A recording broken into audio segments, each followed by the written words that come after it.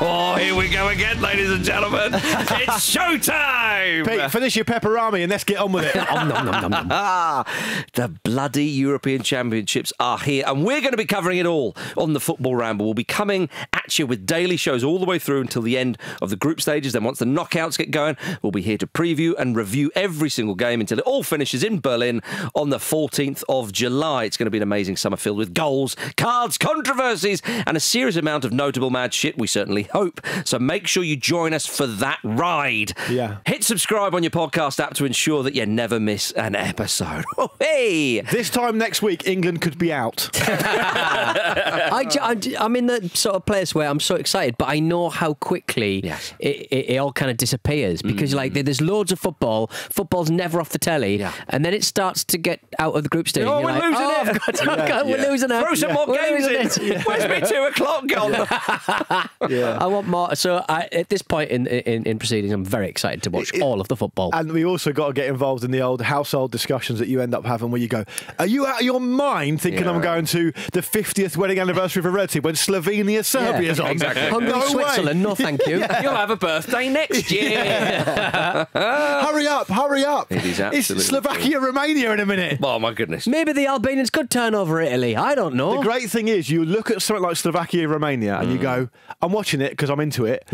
Could be a 4-3, couldn't it? It could be in 5 years' time. We could be on this show going, do you remember that game? Yeah, absolutely. Absolutely. Could be 0-0, but that's it. You just Hope not. don't know, everybody. You I'm don't thrilled know. to be in your vicinities, particularly, Marcus. Thanks, pal. Over this, because you come alive. It does. Like, I'm doubly so during dead the tournament. Marcus, non-tournament. Hence doubly. it's like the Thriller video when they all start coming out the grave. It's Marcus. I was going to say, Every one of them is Marcus. We're all sat here with the popcorn. Yeah. I was going to say a Japanese Sakura season, but yeah, it's fine. It's a bit like- Zombies. yeah, similar to that. Every single person that comes at the grave in the Thriller video is Marcus in some kind of England kit. Yeah. But also respecting Michael Jackson's clothes as well. Yeah. Yeah, you would. You have always respected Michael Jackson, to be fair to you. Close. We've One got the legacy. goalkeeper's glove.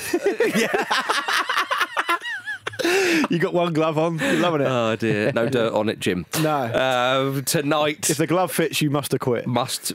Tonight, everybody, there will be 2 goalkeepers in action, you would have thought, wearing gloves. It's Germany versus Scotland. It's at 8 p.m. My goodness. Shades of World Cup 98 with the Bonnie Scots opening the tournament, of course, although it's the host nation rather than Brazil, which would be quite odd for the European Championship. Still not ideal, is it?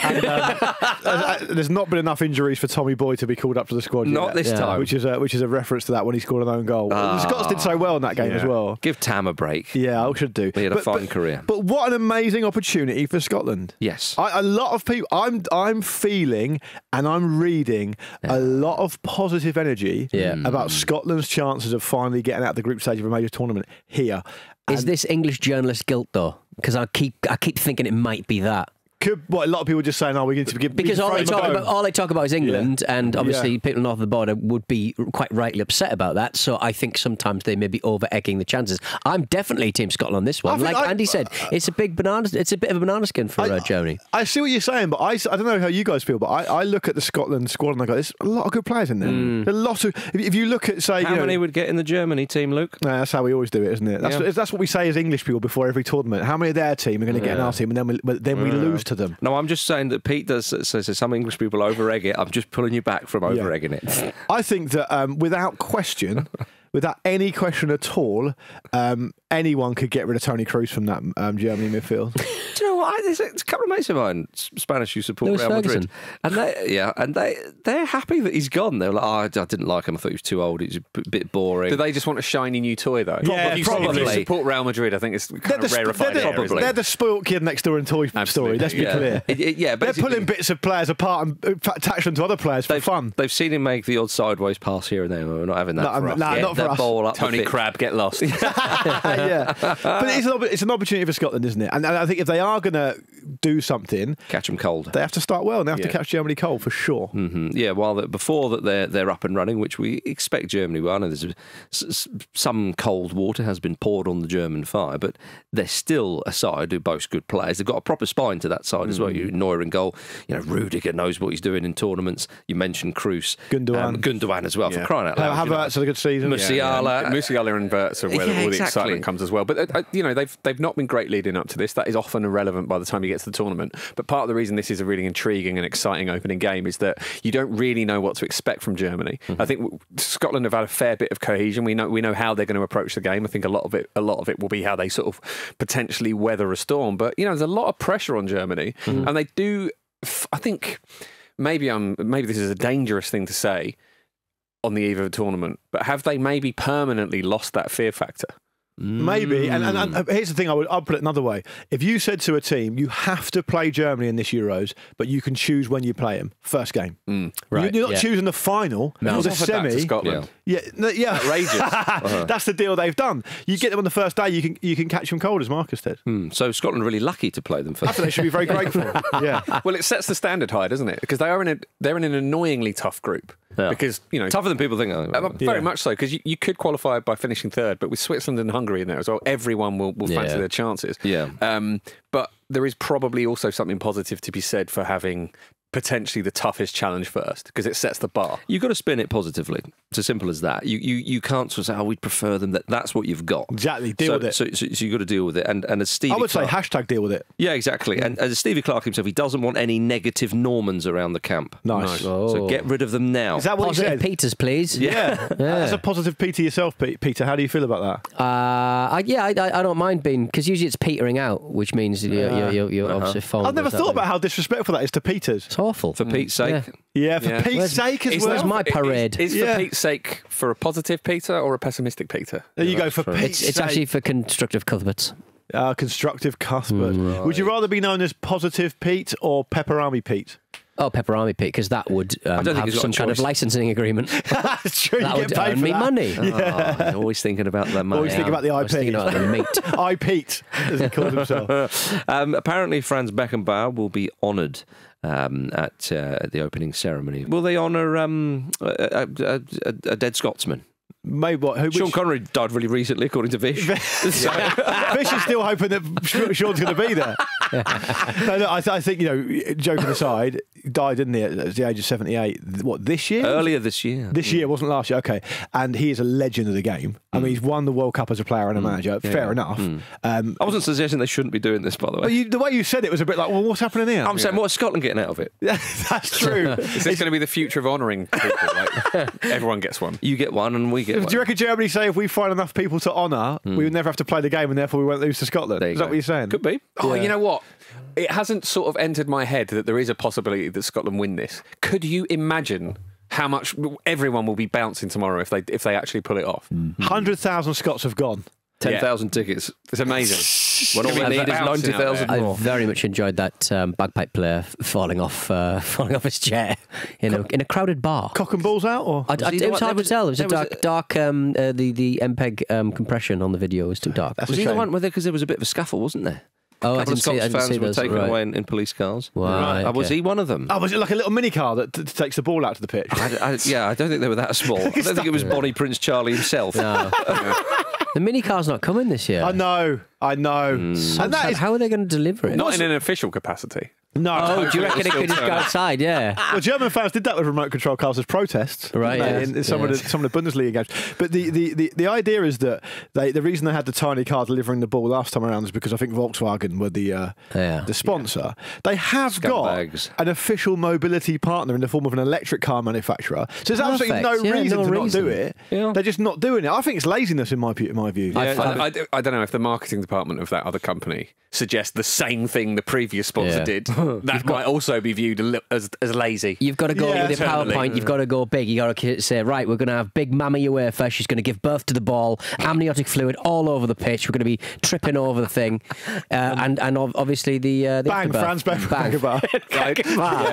I'd like to hear more about Big Mama UEFA. Big Mama UEFA. What's she like? She's in my friendly. mind, she's got like a soul food She's chat. friendly, but she rules with an iron fist. She rules her homestead with an iron fist. Dress made of all the flags. Dress made of all the flags. Yeah, good. Yeah. I mean, obviously, again, covered in. Do you know how many fluid is mainly baby piss? No. I didn't know that. Didn't know that. It's No. mainly baby piss. Oh, right. Yeah. It's Dirty gets. Good to know. Thanks, Pete. You tell yours off when you get home. Thank you very Dirty much. get. Is there any more from you? No, see you later. I'm off to watch football. I prefer the I'm stuff gonna you get did about tanked up, pepperoni today. Managing to take the shine off at the start of the tournament. You've got to host this show. So just on behalf of it. Sorry about that. That's Sorry all about right. that. Yeah. It's one of those moments where you're stunned and you think, no, I'm duty bound I have to let to him respect continue Big Mama talking. UEFA. The trophies are tits, presumably. Luke. Just the World Cup trophy looks quite mammarific. doesn't it? Mammarific, yeah, I suppose so, yeah. Well, you'd go for 2 plates, wouldn't you? To look a little bit like a Madonna costume or Yeah. something. And would you let her have a big Paul Breitner afro? Why? Why would you be... Just in honour of the Because it's German. the German That's host. very Presumably she Oh, would right, change okay, her yeah, nice. hairstyle Keegan. depending on which country she was in, right? Yeah. Yes, exactly, yeah. Big Mama UEFA. Big Mama Coming at UEFA. you. Coming at you, Marcus. Confusingly. Yeah. Stomping around. How big is she? Massive. She's like Ursula in The Little Mermaid. Like that big pipeline going from Russia through Germany, she'd sort of step Russians over aren't that involved. daintily. Oh, I see what you mean. Oh, so she's right. like the Marshmallow Man in Ghostbusters. They're definitely involved in the oil pipeline. They are, yeah. Or the Sorry. gas. Is she like the Marshmallow Man in the Ghostbusters? Yeah, about that sort of size, yeah. That kind of movement as well. But still quite dainty with it. Yeah. Well, look out for her as the tournament progresses. Yeah, but I don't want her. I just don't want her to come into the stadium in the final, delivering the trophy, just stamping to death like Trent Alexander-Arnold. Accidentally. Yeah. By the sound of it. I'll draw you a picture. Okay, thanks. We'll look forward to that. Yeah. Maybe put it on socials. Yeah. If we can't bear just sharing that burden ourselves. Yeah. This is, of course, Scotland's second Euros in a row. They went out in the group stages in 2021 during Euro 2020. Yeah. They drew with England, of course, lost to Czech Republic and Croatia. Well, I was going to say, they went out with 1 point, which we fucking gave them. Indeed, yeah. But I find it extraordinary that they've never made it out of the group stages of a major tournament. You think about some of the players they've had in the past and 70, whatnot. 78. And also, they've 90 as well. Very, very unfortunate in 90. Well, they were in Euro 96, of course, very close. It wasn't even on goal difference in 96. It was on goals scored. And Scotland managed to find every way conceivable to not qualify. In 90, they couldn't. All they needed to do was do something against Costa Rica from memory, and they didn't do that. Well, that was the opening game. It was against Brazil. Oh, that's right. You're right. They lost with a late goal. So they're in a tough group, though. Hungary are no mugs. They are pretty decent at the back. And England got a spanking, didn't they, not that long ago? Yeah, 4-0. Yeah. Seems a long time ago. a proper spanking. People were booing that. They were furious. Yeah, and the Swiss are a funny one because they can produce. I mean, in the previous Euros, of course, they had an extraordinary win against France, and they've got some quality. They've got big Janet Xhaka. Janet Jackson. Dun, dun, dun, dun, dun. Let's go back again to the Thriller video. Although Janet's not in that, but same family. Give Janet her props. Okay. Na na na na na. Everywhere I go. Whoops, now, sorry, I can't go. There you go. That's nice, Pete. Marrying a lovely sheik. one. Yeah. Did she really? Having a wardrobe birth? malfunction with Justin Timberlake. She was a mother of a baby that I think netted her about like 50 million quid or something. Amazing. What do you mean netted? She had an agreement with. Just Big Mama UEFA again. She dished out all the money. She married a sheik and then threw it at Nigel Farage. I think she married a sheik, and there was agreement to give him a son. I think she managed that. Right. Well done her. Yeah. And I think if she didn't divorce him in 3 years, she would get like an astonishing amount of money as the severance pay. What must he think is happening in this relationship? Still to put all these clauses in. I know, right? Still comfortably nowhere near the weirdest family member. No, yeah, mad that, innit? Tito, little prick. She's very freed by the fact she can do whatever the fuck she wants. I find it incredible that Possibly not even top 3. Nah. if she doesn't divorce, it's like a George Mendes marriage contract. Game of Thrones, love it. It is a bit. Dear. But can I just talk about Switzerland very briefly? Do you have to? And just say that they've got a lot of good players and a lot of actually weirdly, I think, underrated players. Yes. And if you think of a goalkeeper like Jan Sommer, who has been, You love him. You do love him. You love him more than I love Tom Heaton, I feel. Yeah, I'll go with that. Yeah. I think Jan Sommer, if he had spent some time in the Premier League, perhaps when he was linked a few times, because he was at Mönchengladbach for absolutely ages, if he had gone to the Premier League, I think he'd be a honestly a world superstar. I think he's always been an absolutely fantastic goalkeeper. Now, I'm possibly setting myself up for a fall because I haven't really seen him much this season.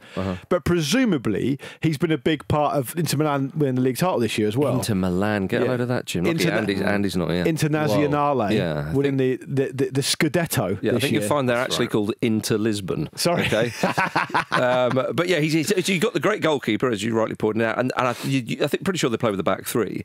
And you think of Akanji in there, Ricardo Rodriguez, who loves it, doesn't he? And Ricardo Rodriguez has been like playing for Switzerland since like USA '94, hasn't he? Oh, at least 28 and he's got 60 caps. Ridiculous. How is he 28? Fabian Schär as well. Fabulously grey. But despite all these players, they have been quite underwhelming for a while. So that there is a sense that Hungary has a 0-0 written all over it. It really does. But with Power Cube's still in there as well. Shaqiri's there. It's great to see that. He'll be there in the next 3 tournaments, Jim. Sure. Yeah. Him and Rodriguez.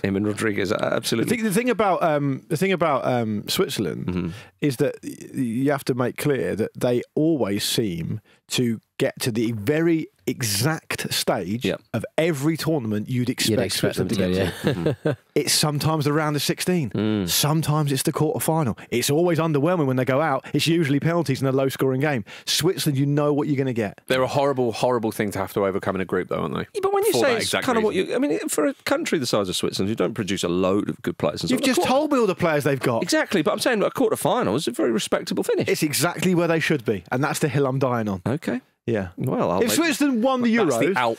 Yeah, and I will make sure you do die on it.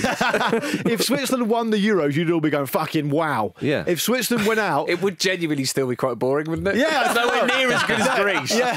Yeah. Greece was also really boring, and also if Switzerland went and lost every game in the group stage, you'd go, oh, that's quite surprising. Yeah. My point is they always fall down in between. They do, don't they? Well, they're going to have to get through that group, as we say, and Scotland themselves are no pushovers. Billy Gilmour has said it's the stuff of dreams to come up against the likes of Tony Kroos in the midfield for the opening game. Give him a kick. And you'd fancy wee Billy Gilmour to start that game. Of course, someone's got to try and keep the ball. They've got to, because you would expect Scotland to be on the back foot in that game and hit them on the break, all that kind of classic stuff. When they come up against Hungary and Switzerland, it will be fascinating to see how their game plan changes. I mean, but again, in that game that we're sort of highlighting now against Germany in the opener, there's huge pressure on Germany, as we know. They struggled in a couple of warm-up matches, but how much does that really it doesn't count matter. for? I don't know. They are third favourites to win the tournament behind England and France. We'll talk about Portugal in a bit, but I'm surprised Portugal are not in that top 3, actually. The only reason they're third is because they're the home nation. Yeah, I mean, the host... But to win, I mean, the host nation hasn't won the Euros for 40 years, which is France in '84.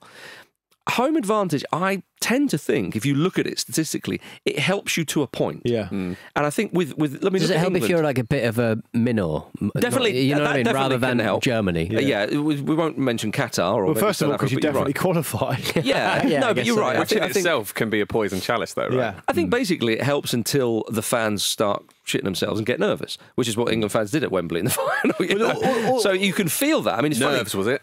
Pardon? Nerves, was it? Well, I mean, when Rashford took that penalty, I mean, there's an audible gasp when he stopped. You know, otherwise we'd have won. Yeah. But you know, when no, in fact, we did win. But I mean, Argentina said when they played Brazil in the Copa America, a lot in Argentina, the way they were spinning it, even though it was during COVID, I don't know if any fans were there or how many.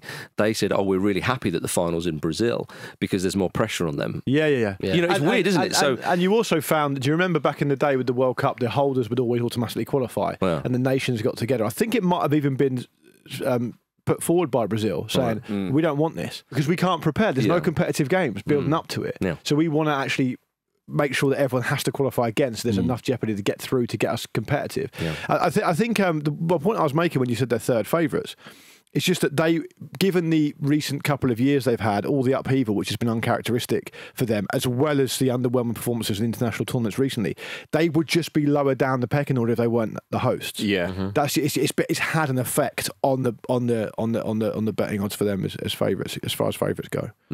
Now, with regards to Scotland and their participation in the tournament, did you see? Whether it's true or not, we're going to talk about it anyway. That letter or email that a parent sent in to excuse their child that they won't be in school for, I quote, from the 13th of June until whenever Scotland are eliminated from Euro 2024. Excuse is an interesting phrasing, because what that letter says is, I am doing this. Yeah, I am just writing to inform you that Alex Meikle-John will not be attending school from Thursday. Blah, blah, blah.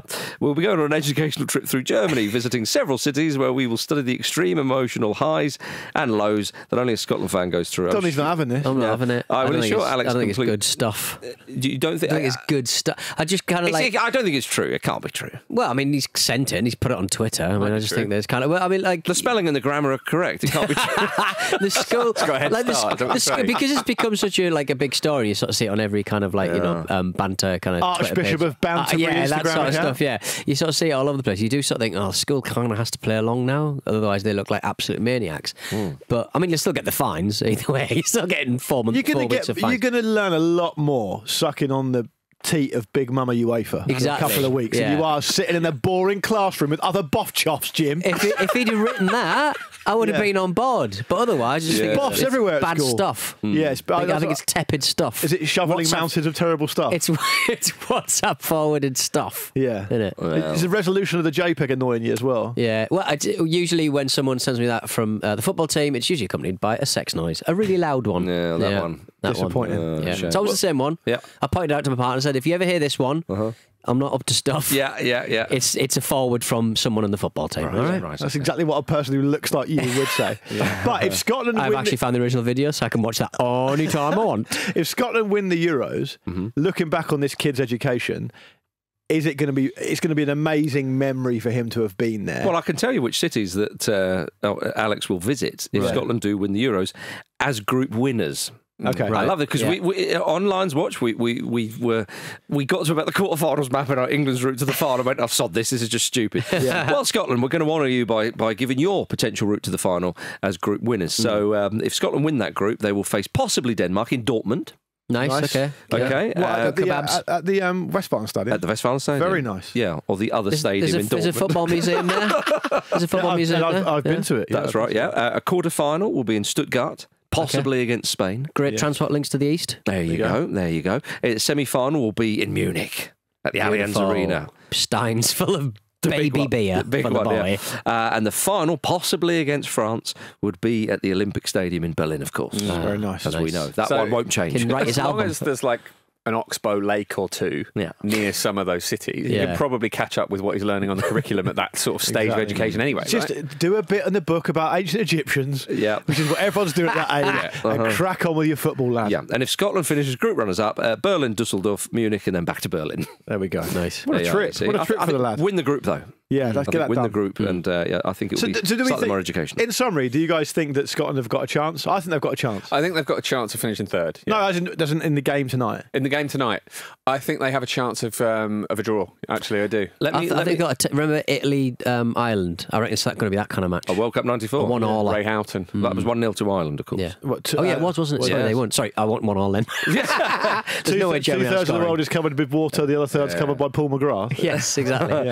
I'm going to speak on behalf of most of the Scottish fans and say probably half-time, maybe 0-0. They're putting a good performance. Maybe they go 1-0 up or get an equaliser and then 2 late goals and they lose 3-1. Sometimes maybe good, sometimes maybe shit. First half good.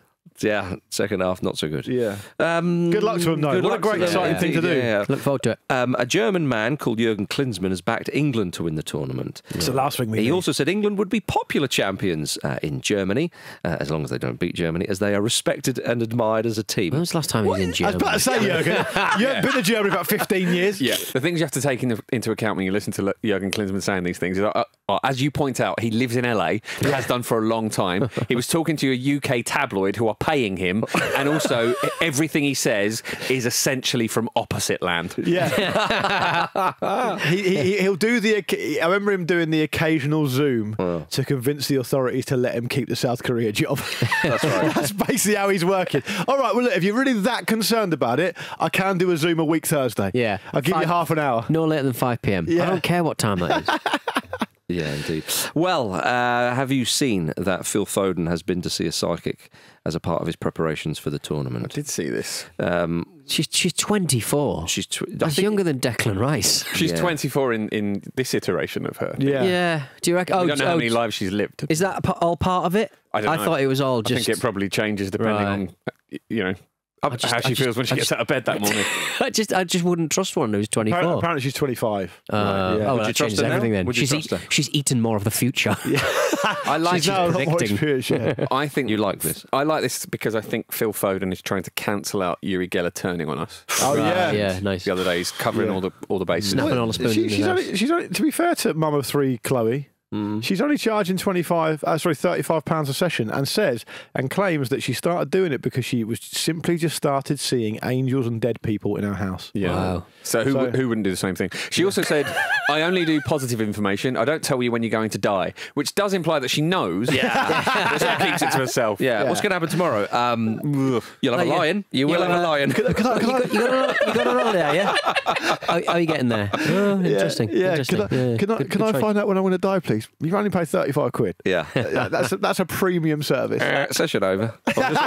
So you're going to be walking down a path. Oh, no, I've got to go. Oh, dear. Looking forward to a holiday next week. Yeah, I don't think any of us care what she said, but we hope that Phil is more relaxed and focused as a result. Well, it's got massive Island Drury energy. And, the Glenn Hoddle in World Cup 98 who tried to get everyone to have a little faith heal. And it went badly. I mean, Ray Parlour. I was going to say, who's the Ray Parlour? Would it be Jude Bellingham? Come on, what are you doing? Actually, no, Declan Rice is much more Ray Parlour. It might just be Ray Parlour. Yeah. Declan turning up for the vibes. Declan Rice doesn't do he doesn't do sarcasm, Declan Rice. Ray Parlour missed out on the entire squad for World Cup 98, despite playing every minute of Arsenal's season when they won the double. Didn't make Glenn Hoddle's squad, but as story goes, because when Island Drury sat down with him, he asked for a short back and sides and made a joke, and Glenn Hoddle got really offended by it. I don't know. Not like Glenn. No. But of course, in that same tournament, Scotland did open the tournament with a very good performance despite the loss, and I think that may be the case again tonight, but you never know. You never know. What I would say is this. If everyone listens to this, if you watch the game tonight and Scotland beat Germany, strap yourselves in because it's going to be some tournament. It's going to be an amazing tournament. It is, but it'll be the worst thing to happen to Scotland. Do you not think? Why? Just because 3 points. Because they'll underwhelm. Happen to Scotland. It'll just be such pressure on them for the next game. So they've got 3 points in the bag. I know. They're out of the group, they're not basically. Gonna get Sorry, positive Peter, is it? Sorry. I prefer it when you were pepperoni, Peter. I think I know what you're saying. So they basically then lose 1-0 to Hungary and then 2-0 to Switzerland. Well, a real shame. I think they would. I think they would take the chances. I think if you gave them a victory against Germany, they go yes, please, and then we'll see how we get on in the other two games. Remember, no negative Normans around. Sorry, don't be a negative. It's the last thing Norman. we need. No. All right, coming up in the second half, it's more Euros, everybody. Chaps. Welcome back to Love the it. Football Ramble, everybody. Now that the Euros is here, there's no better time to make sure you're listening to On the Continent. Of course, Dot and Andy will be joined by a range of guests throughout the tournament to give you unbeatable expert analysis of all the action in Germany. Sounds like a dig at us, doesn't it? Take it from us. We will not stand in their way with that unbeatable expert analysis. It gets better, though. OTC will now be releasing 3 shows a week for the duration of the Euros to ensure you get complete coverage of all the biggest stories. So that's brand new On the Continent every Monday, Thursday and Friday, right up to the end of Euro 2024. Search On the Continent now in your podcast app and hit subscribe so you never miss an episode. And enjoy all of their opinions being recooked by me. Yeah. Stolen. There you go. Thanks everyone for listening to On the Continent as well. It's doing record listener numbers at the moment. Absolutely flying. As it should be. Yeah. We are going to talk about some of the favourites now. France, of course. Didier Deschamps has reached 3 finals out of the 5 tournaments he has overseen as France manager. It is impressive. Or are they perennial bottlers, like a friend of mine said the other day? Who is that friend? Who said perennial? Well, was it Andy? He's an Irishman who said England and France are perennial bottlers, and I thought, I accept that from England. One of them is. I have to defend France then. I mean, they did win the World Cup not that long ago. But I mean, they have reached a fair few finals, as we and that was what's confusing about the coverage, because I saw some people on Twitter, some football people on Twitter saying, look at what Didier Deschamps done. It's a testament to giving a manager at international level a lot of time. He's been there 12 years now, whatever. Saying, but he's consistently delivering really good results all the time. Yeah. It's not the most brave decision that a football federation's ever made, is it? Sure. I think the biggest. Look at the awards you're getting. The biggest disappointment is, of course, that final in 2016 when they lost to Portugal. Again, host nation, and they didn't do it. But we've stressed this a number of times in recent weeks for obvious reasons. The thought of that team has to win this cup competition. It's mad, yeah. It's a nonsense. It is a nonsense. Look how long it's taken, let's use club football as an example, look how long it's taken Manchester City to win the Champions League. Yeah. And they are still the best team on the planet. PSG. But Man City is still the best team on the planet. They didn't even win it this season. So the idea that a team should win a cup competition, you can't say that. It's not a league format. Only one team can win it, guys. Exactly. And France have been in major finals recently. So record's very, very good. And of course they did win the World Cup not that long ago. But to me, they are the favourites. Are they not due an implosion, though? Yeah. I sincerely hope so, Jim. Is it too much to ask that France should take care of themselves on everyone else's behalf? You were slagging off Switzerland earlier, Jim, if you don't mind me saying. Whereas they put in a phenomenal performance against France in the last Euros. That was amazing, wasn't it? It wasn't boring. It was far from boring. Do you remember it was the same day as that amazing game between Spain and Croatia that ended 5-3 to Spain after going to extra time? If we get a day like that in this tournament, and I'll England aren't involved in it, beaming. Unless they come through it. Yeah, okay. Let's go back to World Cup 2010. Come on. Was it Raymond Domenech was at France and Nicolas Anelka got kicked out and then Patrice Evra had a big old bust up with the fitness coach. Yes, that's what we want. That's what we want from France. Come on, Didier. You've got, one of your... the key word there is Domenech, isn't it? Get him back. They're bringing in N'Golo Conte to play. It's the Le Jordan Henderson. We've not had a result of that. We've got rid of him. Do you know what, Pete? I did think about... done very well out of that comparison. I did think that, and I thought, has N'Golo Kante's performance and levels dropped off while he's gone to Saudi Arabia? It has to be. I mean, he played every match. He played every match in the season, pretty much. Yeah. But those levels I just saw so much not as high. It is N'Golo Kante. And people are giving France a lot of credit. They're very top heavy and their defence isn't that good. A lot of the defenders haven't played all that much this season. Well, their centre-back partnership he hasn't seemed to have settled on. Yeah. They do have William Saliba, who doesn't always start. It's mad, isn't it? I mean, honestly, trust him. If right now UEFA said, okay, for whatever reason, we'll do your deal, Saliba, you can become English, I'd be like, yes, start him, thank you very much. Yeah. I find it incredible that he is not starting for us. Obviously, Deschamps sees something that we don't. But Deschamps is very, I think, from the outside looking in, and I'm not an expert in French football at all, but from the outside looking in, it looks to me like he is very capable of making quite brave decisions, because I remember being quite confused conservative decisions as well. By the Aymeric Laporte thing. Who was playing for Man City at the time, was doing really well and would never get anywhere near it. Well, Laporte, I mean, there was chat, would he play for Spain or would he play for France? Yeah. And obviously declared. And then someone else said he's a bit of a wrong and, you don't want him around the squad kind of thing. So there's always that kind of thing involved. That's why Andy said that Germany didn't pick Mats Hummels. Well, he wouldn't be prepared to play a kind of team role and accept that he wouldn't always start. He's too experienced. And that's fine. And you have to trust the manager to make the best decisions for the group. But Mats Hummels has been the best defender in the Champions League this season. Yeah, it's a big, bold move. It is. Yeah, I mean, you're right. I mean, look, I would still, to me, they look strong at the back. You've got old Magic Mike Magnon in goal. He's had a bit of an injury, I think, as well. Has he? Okay. Yeah. Well, he's expected to start, though. Kanate in front will probably play, even if it's Upamecano, who hasn't convinced for Bayern this season. I mean, Bayern have not convinced. They've drafted an Eric Dyer, Yeah. But then you've got Koundé, who not a natural right back, but he'd probably go there, and Hernandez on the other side. But it is that front line that you mentioned there, Peter. I mean, Griezmann will be supporting Dembele and Mbappe. He was brilliant against England in the World Cup. I mean, Griezmann's just a delightful player. My favourite non-Vardy player. Yeah. Can I just take you back to World Cup 2010 one last time to just give you a reminder of how bad it can get for the French? It's not going to work. Well, I'll just try it anyway. What I'm going to do is read you the first passage from a newspaper article in 2010 covering the bust-up that happened in the French squad. Okay, and I'll just let it speak for itself. Okay. Raymond Domenech suffered the ultimate humiliation at the hands of his players as strikes, rows, resignations and recriminations left the French in disarray on one of the darkest days in the country's history. It's history. Wow. Yeah. Hey, that's what you want. Yeah. The margins are fine, guys. I did, yeah. But it's interesting Europe how forgetting about its empires again. It's interesting how Deschamps is, based on what we said here, like when he was a player, he was the guy who just go about all the business, right? Do all the business, the water carrier thing, Zidane next to him. And he appears just to be a guy who just puts people in their places and goes, this is going to be fine, we'll get it done. I'm sure there's more to it than that, but it very much replicates what he did as a player, which I think is quite interesting. Which is why that game against Switzerland in the previous Euros was so strange, because they were 3-1 up and cruising. Out of character. And very out of character, because they then you normally just sort of kind of take control, and to try and break them down is incredibly difficult. I love it when a big team go out early in a tournament. When it's not us. Yeah.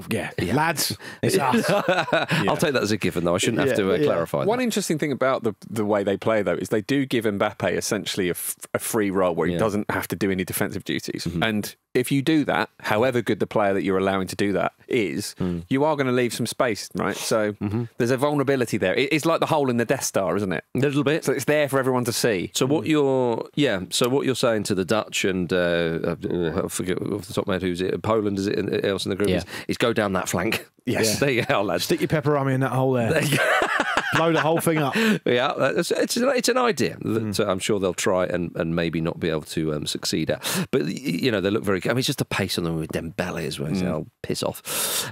Portugal and Spain complete the top 5 of Opta's predicted favourites. Sorry, Portugal squad. I just don't think they're being talked about enough. I agree. Don't tell John Cross again about the Opta computer. I won't do. John Cross has probably gone to Germany now and he's looking forward to covering the tournament. He does not need to be hearing about Opta's predictions. No.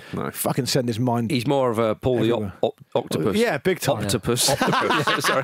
Imagine if it was. Imagine if Opta has sent loads of data to all these companies around the world. Turns out that you pull the curtain back, she's not. Basing it on this. An infinite amount of octopuses. Yeah. Well, they're very intelligent beasts, aren't they? They're not beasts. Well, Portugal's got. I mean, look, the predicted lineup for Portugal. Obviously, Diaz at the back, rather. Cancelo's there, but it's moving on to the midfield. But João Palhinha could start in there. Very likely, I would say. But in front of him, Bernardo Silva, Bruno Fernandes. I sort of went both there. I went Fernandes and Do it Fernandes. again. Which one do you prefer? We've got to say Fernandes. I'm not Andy Brassel. Rafael Leao, and then possibly Ronaldo up front or Gonzalo Ramos. It will be Ronaldo, I would think. Yeah, also, I think it'll change. I think I'd have Vitinha in that midfield as well, but obviously you can only play so many. But Ronaldo is. I think he's played something like. I think it's 9 out of 10 qualifiers, and he was top scorer, and he scored 10 goals for them. So, it's tempting to look back to the last tournament and think about him being displaced by Gonzalo Ramos, but he has made that place his own again now. Yeah. I don't think there's much doubt that Ronaldo will be the starting striker for Portugal. And that's good news for them because it's settled and he's scoring and it's working. So there's less drama around that. But yeah, there's so much quality and strength and depth in but that team. Three there, Silva, Fernandes and Leao. It's obscene. Felix there as well, Diogo Jota, who we know is deadly off the bench if they need it. Yeah, well, I mean, exactly. I haven't mentioned Joao Felix. How are they not being talked about? Diogo Jota is one of the best finishers in the world. He's not even going to start. If someone said, as Jose Mourinho has, that they would back them to win the tournament and they had them above England, I wouldn't complain at all about that. Because you've got some players in there, Ronaldo being the obvious one, although didn't play too much in the final. Well, they've won the damn thing. And that's massive, right? Yeah, breaking the back of that. Of course it is. How powerful that can be. Yeah, absolutely. And the UEFA Nations League, Jim. Yeah, of course. Who could forget that? Everyone would if Marcus would just shut up about it. Everyone would have forgotten about it by now. I reckon it would have been cancelled. It burned bright. Marcus is the only one holding the candle for it. Well, I was going to move on to Spain, who obviously recently won the Nations League as well. Go for it, man. Sounds like you don't want to. Well, they have. Again, not many people talking about Spain.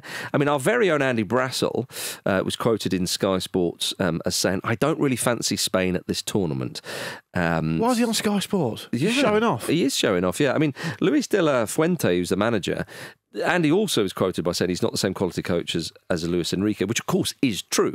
But I was surprised because... But he is called Lewis of the Fountain.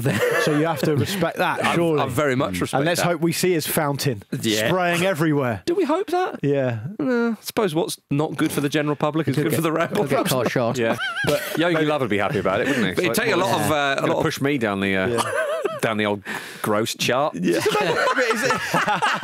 But it's just quite interesting to be able to go up to someone and say, hi, I'm Lewis of the Fountain. Yeah. Just basically what he's saying. Sounds quite mystical. Yeah. Sounds like he's been maybe some kind of medieval blacksmith that's been put on a kind of secret mystical adventure. Lovely to meet you, Mr. Venegor of Hesselink. I've heard so much about you. Yeah, I mean, he won the Euros at under 19 and under 21 level. They won the. He's a bit for Southgate. Is he a bit for Steve Cooper? Maybe, and did win the Nations League. So I don't think it's outrageous to say. You know, Andy was quick to write him off. There's some interesting selections in the Spain squad. Ayoze Perez has made it in there. Yeah, and that should put pair to whatever Marcus just said. Yeah, okay, I see what you're saying, Andy. Jesus Navas is in there. Come on. And he's obviously 300 years old. Are you going to mention Joselu? I am going to mention Joselu because he has done for Spain He's the what he's done for striker. Real Madrid, come off the bench and scored goals. Indeed, that's indeed. important. You cannot write that man off. But the midfield, again, the possible lineup at Euro 2024 for them, Rodri in the centre, Fabian Ruiz and Pedri, people talking about. I mean, Rodri is a midfield on his own. Yeah, exactly. Yeah. Everything else is a bonus. Totally. It's a lovely midfield, that, I think. He's such a rare example of a match winner in that position, I feel. He spreads the play so well. And that's like when you've got Lamine Yamal and Nico Williams as well, who are probably both going to feature, you would imagine, in significant chunks. That's a hugely potent weapon, especially with Joselu tucking him away. Well, it's so funny though, when we talk about these big teams, I know this is really quite reductionist, but I'm always a bit like, hope they go out early, surprise. I hope they go out early. I mean, the shirt gets you only so far, I suppose. It'll get them to a certain extent, but you've got Italy in there. Well, they're not going to finish top of the group, are they? Well, Italy are a funny one because before Spalletti took the job, and I know he's not had long to work with the players. Before he took the job, I thought, no, Italy. But then he goes there, and you think, yeah, I know his style of play is well documented, of course, when he won the league with Napoli, was phenomenal, and we enjoyed his Roma side as well. But I did think, if he gets them knocking the ball around a bit, they would be a frustrating team to play against. And there's also very Barella and Jorginho in the centre of the pitch is nice. But there was talk of Barella not being fit. Barella, yeah. Well, I haven't actually looked at that recently, but there was talk of it. But the group. There's very little room to manoeuvre in that group. Yeah. You've got Albania, people would expect to be the whipping boys of that group.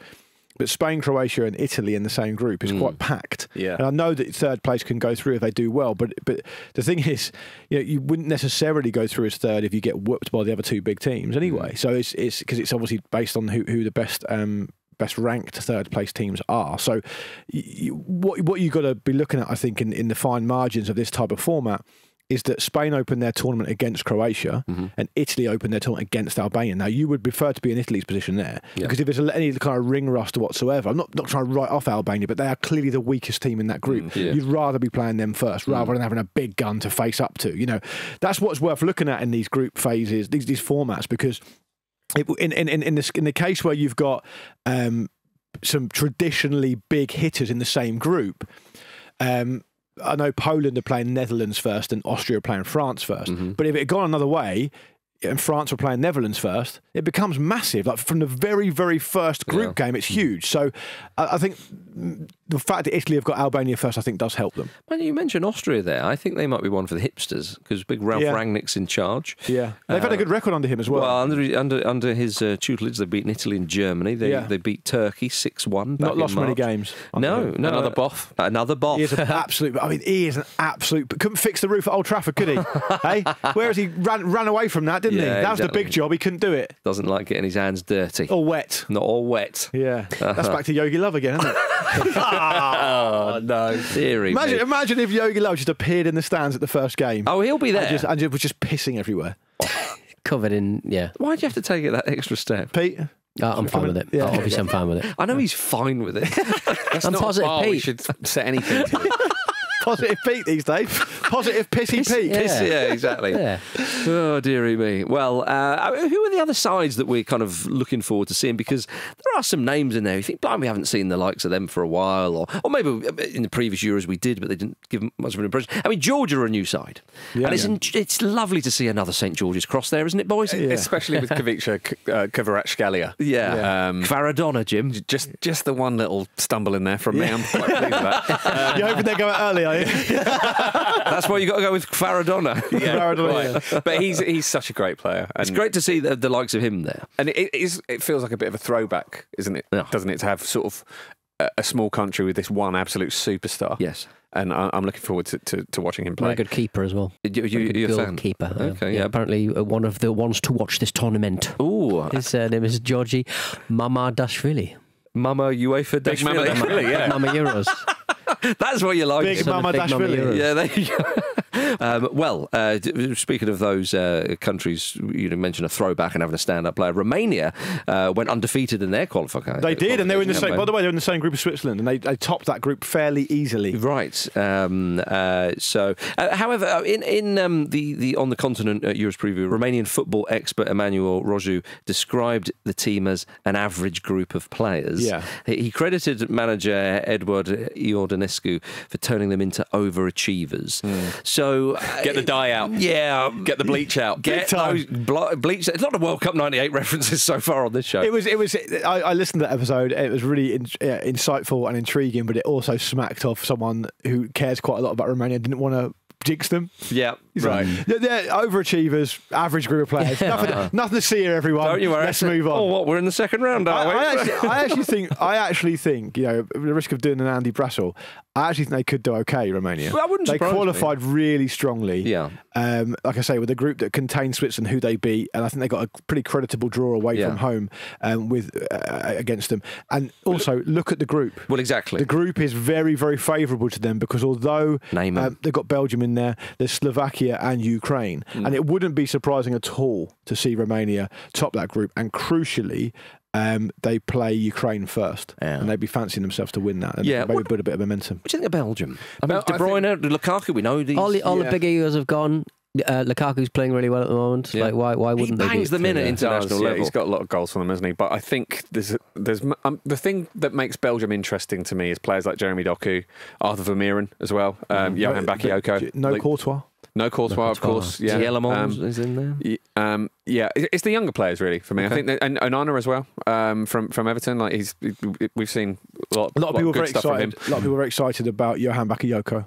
The young striker. Let's have a Bakayoko back in the international setup. That's what I thought. Champ manager legend. Ibrahima Bakayoko. Did he play for Everton briefly? Yes, I think he might have had a bit of time at Everton, didn't he? I think they've sort of returned to their spot as the kind of hipster dark horse outsider, but we all know not to fall for that now. Yeah. Did we all know that Lukaku's dad was called Roger Lukaku? That's nice. It's a nice one. That's a nice name. Roger Lukaku. Roger Lukaku. If you insist. Yeah. In terms of players I'm excited about seeing, it's interesting that we've not really mentioned them. I'm looking forward to seeing Xavi Simons. From the Netherlands. He's a brilliant player, really entertaining to watch, really enjoyable, very aesthetically pleasing. And the Dutch generally have got an interesting mix of some good experience and some exciting new players. So no one's really talking about them. You wouldn't put them among the favourites, I don't think. But as ever in a tournament, I think you can expect some big and fun moments from them. Yeah, with Ronald Koeman in charge. You've always got a chance. And some great names. The Dutch just gave great names like Denzel Dumfries and Brian Brobby. Brian Brobby, yes please. Wout Weghorst is an underrated name. It is. Imagine if Wout Weghorst just tore the tournament to bits. That'd be brilliant. Well, I mean, again, you look at the back line. I mean, you've got some names in there with the experience. De Ligt, Van Dijk, Ake, De Vries. Yeah, Blind as well. So, Memphis, Wijnaldum, another one from Saudi Arabia. See if his engine's there, but you'd imagine Ian Maatsen went deep in the Champions League with Dortmund. Yeah, exactly. Daniel Malen. Yeah, a lot of fun players in there. Yeah. Indeed there are. Indeed there are, everybody. Well, we'll end there. Thank you. A Dutch ending, if you will. Yeah. Thanks very much for listening to the Football Ramble preview show as part of the Acast Creator Network. Pete, Vish and Luke will be back tomorrow to react to the opening match between Germany and Scotland. Got to work with Pete and Vish on a Saturday. Come on. A little weekend treat for you. You better be positive, Pete, tomorrow. I will be positive, Pete, because I will have watched Scotland absolutely thumping Germany. Are you going to watch it or not? What? The game? I'll probably sit down. You don't want to get distracted in your shed, are you? Start fixing something. Probably sit down with it. Get yourself a takeaway and watch the game. I've got a bottle of Prosecco in the fridge. Oh, God. I'm having some fish and chips. Mix and I'm it with watch the Iron Brew. Scotland match. It's going to be great. Fish and chips and a sparkling wine does go very, very well together. Delicious. Yeah. I genuinely think champagne and Iron Brew would work. Yeah, I think so. Cultured bastards, the lot of you. Yeah. Follow us on X, TikTok, YouTube and Instagram at Football Ramble, and follow us on Spotify. But as I said earlier, lots of Football Ramble coming your way during the Euros, so get involved. Here we fucking go! Here we fucking go! Cheers for watching another fantastic clip from the Football Ramble podcast. Make sure you click like on this video and subscribe to the channel, which means you will not miss a single upload.